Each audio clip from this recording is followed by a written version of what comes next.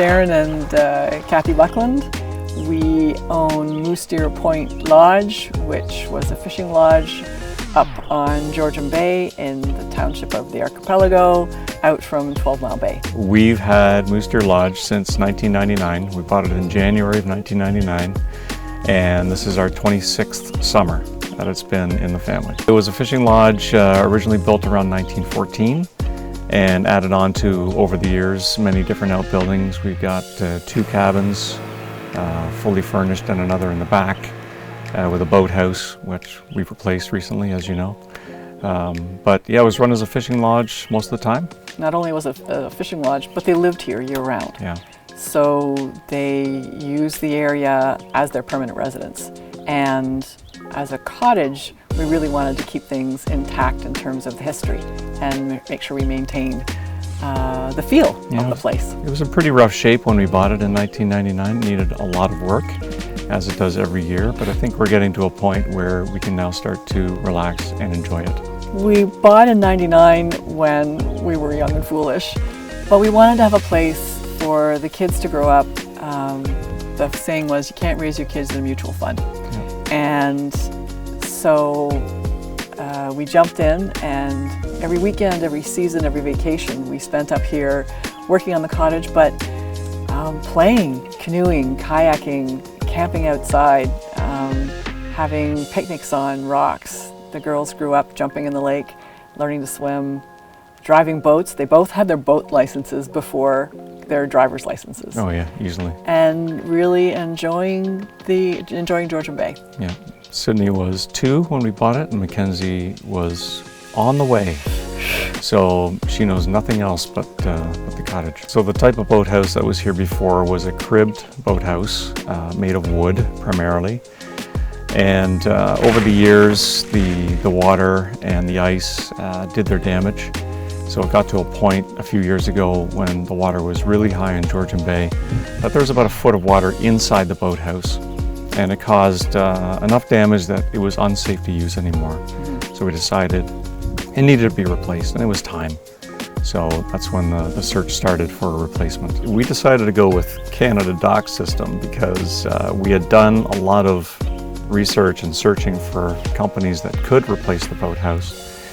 And custom designs are extremely expensive. And CanadaDocks had a modular system that worked perfectly for us because we needed a structure that was going to fit Cathy's rowing shell, which was exactly 27.5 feet long. So finding a building that would fit that, and then a platform that would float that could support that building. CanadaDocks had the 8x8 floating docks. We got 8 of them configured into a 16x32 platform with some extra flotation, and it was a perfect solution to that. We ended up using Dock Builder quite extensively, just different permutations, combinations of the design, and it was a very simple tool to use, I found. Being quite familiar with computer design tools as an engineer, I found it quite easy to use. I think anybody would. But Cindy Belanger, a shout out to her, she was also a great help, adding recommendations and her ideas on how it should be configured. So yeah, it was very helpful. We did a fair amount of research, Darin did, but driving up to the cottage, we see the signs on the road as well too. And but researching online, essentially, really highlighted some of the values that CanadaDocks brings. And the key to choosing CanadaDocks was that it wasn't made of wood. Yeah. It was aluminum, it was lightweight, it was indestructible and maintenance-free, and it also looks good. So that was key in our choice. I love looking at the website and all the accessories that you have. It's dangerous. But definitely we will be adding for a couple of new docks that we'll need in the future. And yeah, definitely accessories. The lights, the night lights, the solar lights are great. Oh yeah. The cleats are indestructible, so definitely. Really the modular, the flexibility of the design allows you to design what type of docks you want to have. So for sure, the next docks we have to replace, and it's coming up soon, will be CanadaDocks. but it also really enabled us to design the current floating boathouse as well as the docks to accommodate my rowing shell, as well as all our kayaks and canoes, and with the extra flotation devices in the middle, it was easy to set up. Just Darin and I did it, well, and his brother. They did most of it. But I helped putting stuff together on the water. Yeah. The build and install process was very simple and straightforward.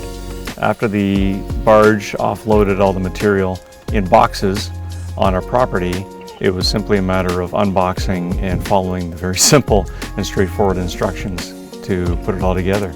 And we got very good at it after the first couple.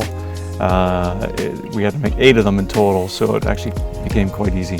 And it was lightweight enough that I could lift and put things in place and do the attachments as well too. Post-sales relationship with CanadaDocks is amazing. They're very responsive. Cindy will return email very quickly, or if I call her on the phone, she's usually there and picks up the call. So very happy with the responsiveness of CanadaDocks and our salespeople that we dealt with specifically. We would bring our neighbors over to see the new docks, and all of them have been asking where we got this and how has it been. This is our 2nd year with the docks and the boathouse. It has survived some very harsh winters in the ice, and it's durable, it's flexible, and a lot of our neighbors are already looking and asking for it. So we've already recommended CanadaDocks. Yep.